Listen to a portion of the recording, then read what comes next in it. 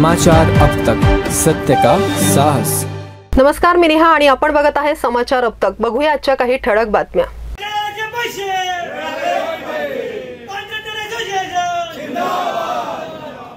कंत्राटदारांचे पैसे मिळाले पाहिजे।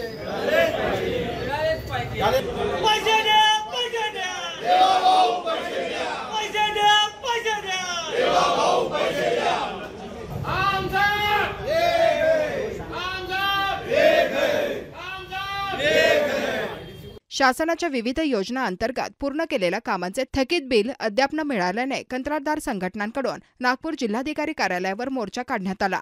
अंदाजे 90,000 कोटी रुपयांचे बिल शासनाकडे थकीत असल्याचा आरोप कंत्राटदारांनी केला। जलजीवन मिशन, सार्वजनिक बांधकाम विभाग, जिल्हा परिषद तसेच इतर विभागात कामे पूर्ण करूनही 1.5 वर्षांपासून देयके मिळाले नाही। त्यामुळे कंत्राटदार आर्थिक अडचणी सापडले आहेत। शासन नवनवीन टेंडर काढत आहे, मात्र आधीच्या कामाचे पैसे थकीतच असल्याची खंत आंदोलकांनी व्यक्त केली। कंत्राटदारांनी इशारा दिला की मागणी तत्काळ मान्य न झाल्यास 25 ऑगस्ट रोजी विदर्भातील सर्व जिल्ह्यातील कंत्राटदार नागपूरच्या संविधान चौकात एकत्र येऊन भीक मागो आंदोलन करतील। शासनाने त्वरित निर्णय घ्यावा, अन्यथा आंदोलन उग्र होईल असा इशारा देण्यात आला आहे।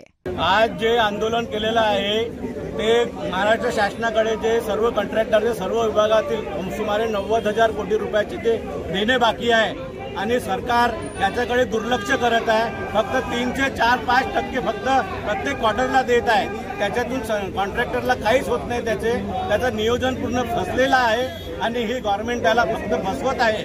त्याच्यामुळे आजचा हे जो निवेदन आहे शेवटचे होतं। त्याच्यानंतर 25 तारखेला संविधान चौकात आम्ही सर्व कॉन्ट्रॅक्टर पूर्ण विदर्भाचे 11 जिल्ह्याचे सर्व 3-4 कॉन्ट्रॅक्टर मिळून भीक मागो आंदोलन करणार आहे। आता सरकारची हीच पाळलेली आहे की आम्हाला भीक मागून सरकारला पैसे द्यावे लागतील। मागच्या 1.5 वर्षापासून सार्वजनिक बांधकाम विभाग, जलजीवन मिशन, जिल्हा परिषद, इरिगेशन, MSCB या सर्व ठिकाणचे जे कॉन्ट्रॅक्टर्स आहेत त्यांचे सर्व पैसे फसलेले आहेत।